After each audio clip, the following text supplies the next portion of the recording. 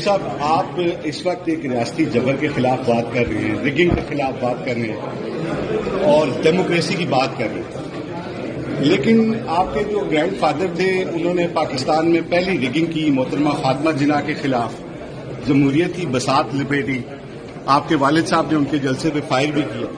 تو کیا اب جب آپ ڈیموکریسی کی ایک مؤثر آواز بلند کر رہے ہیں تو آپ اپنے اس جو آپ کے بزرگوں کے اعمال تھے اس پہ کوئی شرمندہ ہیں یا کوئی معافی مانگیں گے؟ سب سے پہلی بات یہ ہے کہ آپ کے پاس ہسٹوریکل فیکٹس بالکل غلط ہے۔ پاکستان کی ہسٹری ذرا صحیح پڑھ لیں، آپ کو پتہ لگ جائے گا۔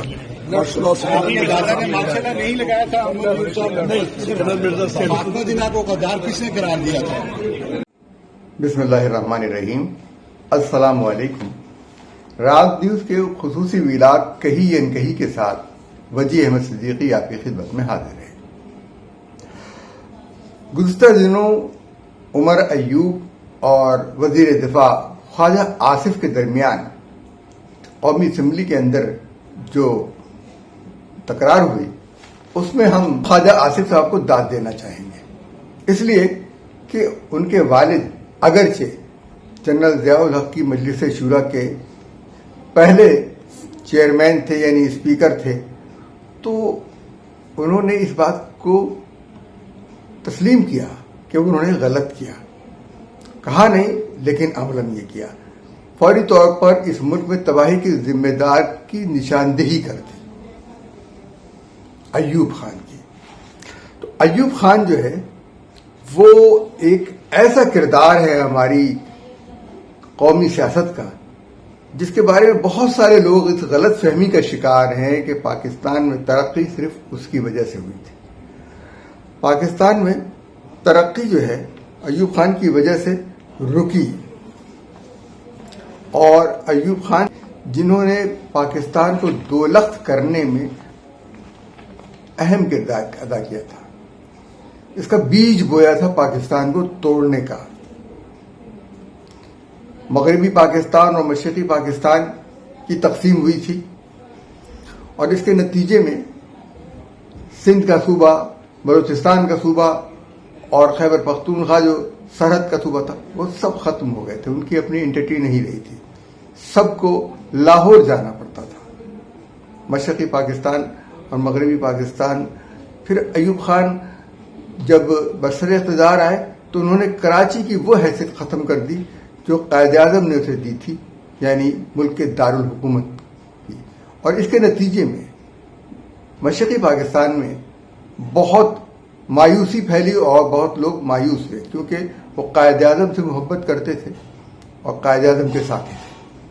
پھر ایوب خان نے محترمہ فاطمہ جناح سے کیوں بدلہ لیا، یہ بات میں آپ کو بتانا چاہتا ہوں، اس لیے کہ محترمہ فاطمہ جناح سے بدلہ لینے کی وجہ یہ تھی کہ قائد اعظم نے ایوب خان کے لیے جو حکم دیا تھا اس حکم پر عمل درآمد نہیں ہوا۔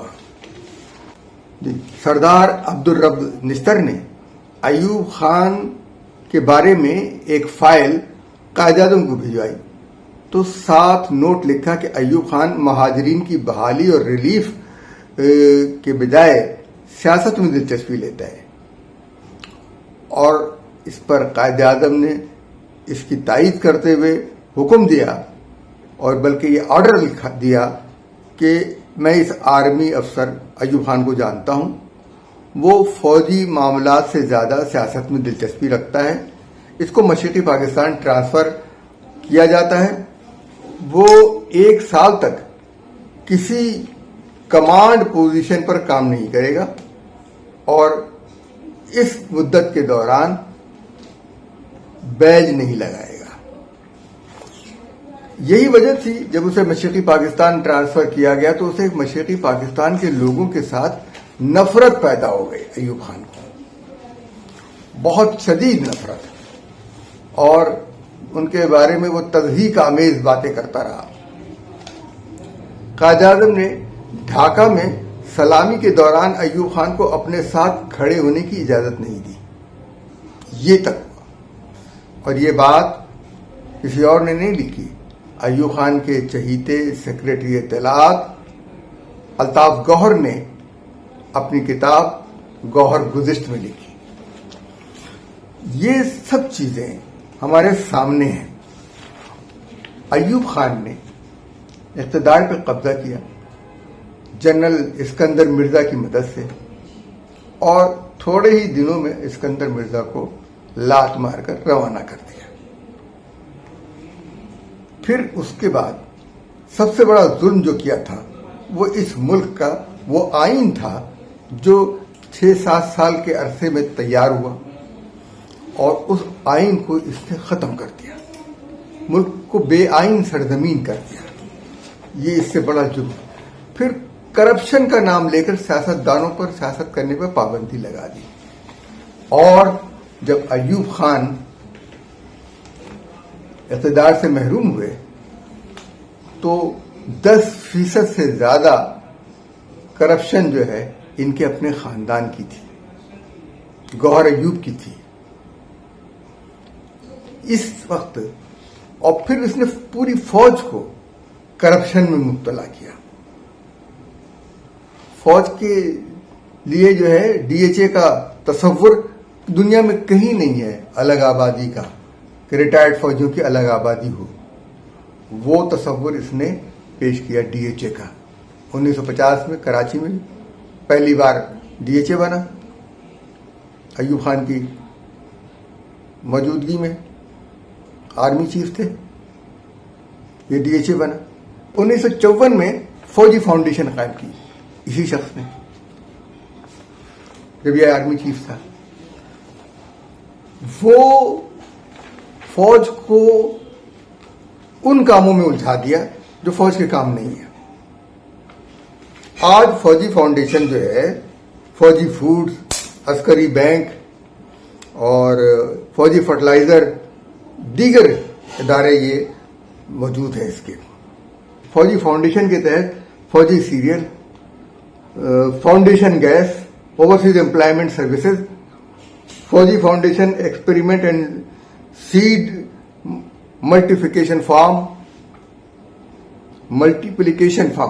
जी, और फौजी फर्टिलाइजर कंपनी लिमिटेड, फौजी फर्टिलाइजर बिन कासिम लिमिटेड, फौजी सीमेंट कंपनी, फौजी पावर कंपनी लिमिटेड एफपी, फौजी कबीर वाली पावर कंपनी, फौजी फाउंडेशन पावर कंपनी धरकी, मारी पेट्रोलियम कंपनी, फौजी इंस्टीट्यूट ऑफ टेक्नोलॉजी, फौजी अकबर पोर्टिया मैरीन टर्मिनल, फौजी ट्रांस टर्मिनल, फौजी रिटायरमेंट होम, फौजी oil terminal distribution company, Pakistan Marcos phosphorus ऐसे Marco foundation securities, Askari bank, army welfare trust के तहत फौजी मीट लिमिटेड, फौजी इंफ्रा वेस्ट फूड, फौजी एनर्जी लिमिटेड, फौजी फूड लिमिटेड, फौजी foundation wind energy, foundation solar energy, foundation wind energy और फौजी सिक्योरिटी सर्विसेज। इसके अलावा अस्पताल हैं, तालीमी इदारे हैं। हर वो काम जो निजी शोबे का या अवामी शोबे का होता है वो इस पे किया। एजुकेशन सिस्टम में foundation university, medical college Rawalpindi, foundation university Islamabad, फौजी फाउंडेशन कॉलेज रावलपिंडी और आर्मी वेलफेयर ट्रस्ट, बहरिया foundation, Shaheen foundation, defence housing authority. ये फौज को इन कामों में उलझा के रख दिया, जिसके नतीजे में अवाम में अदम एतमाद की फजा पैदा हुई। और जब ये कर्जे लिए गए इन इदारों के, तो इन इदारों के कर्जे भी माफ कर दिए गए। डिफेंस हाउसिंग अथॉरिटी जो है वो बनाई गई 1950। ये अय्यूब खान की, सिर्फ और सिर्फ अय्यूब खान का दौर था जिसने ये सारे काम किए। और फिर जब कायद-ए-आज़म ने, का मैंने आपको बताया कि कायद-ए-आज़म ने जब ये हुक्म दिया था तो ایوب خان کے دل میں وہ خلش رہی ہوگی، قائد اعظم کے ساتھ اسے نفرت رہی ہوگی. اس کا بدلہ اس نے فاطمہ جناح کے خلاف کام کر کے. فاطمہ جناح کے خلاف صدارتی الیکشن میں کھڑی ہوئی تھی، ان کو جال سازی کے ذریعے، دھاندلی کے ذریعے ہرایا گیا اور ان کی پراسرار موت ہوئی، جس کے بارے میں بہت سارے لوگ کہتے کہ نہیں ہوئی، وہ اب فطری موت مری، لیکن یہ پراسرار موت تھی. ابھی تک شکوک و شبہات کا اظہار کیا جاتا ہے. تو عمر ایوب صاحب پارسا بن رہے ہیں اور اپنے دادا کے گناہوں کو اون کرتے ہیں، لیکن انہیں کارنامہ بتا کر. ان کے دادا نے اس ملک میں جمہوریت کی بیخونی کی. عجیب بات ہے کہ جو لوگ ملک میں جمہوریت کے دشمن رہے وہ سب کے سب تحریک انصاف میں ہیں. ایوب خان کا پوتا، ضیاء الحق کا بیٹا اور پرویز مشرف کی باقیات اور دیگر فوجوں کی. اب بیرسٹر گوہر جو اعتزاز احسن کے شاگرد ہیں وہ تسلیم کرتے ہیں کہ یہ ایوب خان جو ہیں وہ بڑے کارنامے والے آدمی تھے. اعتزاز احسن ایک طرف تو جمہوریت کے علمبردار بنتے ہیں، دوسری طرف ان کے شاگرد وہ تسلیم کر رہے ہیں جو جمہوریت کے قاتل کو، ملک میں سے پاکستان کے قاتل کو، بنگلہ دیش بنانے والے. اور عمر ایوب نے اس وقت جو صورتحال ملک کی بتائی ہے کہ یہاں پر بجلی نہیں ہے، گیس نہیں ہے، گیس مہنگی ہو رہی ہے، فلاں چیز مہنگی ہو رہی ہے، اور جنوبی پنجاب کے معاملات جو ہیں وہ خراب ہو رہے ہیں.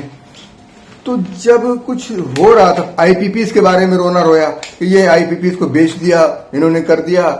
تو آئی پی پیز جو ہیں جب ان کے ساتھ سودا ہو رہا تھا تو ان کے والد محترم مسلم لیگ نون میں تھے اور سودے میں شریک تھے.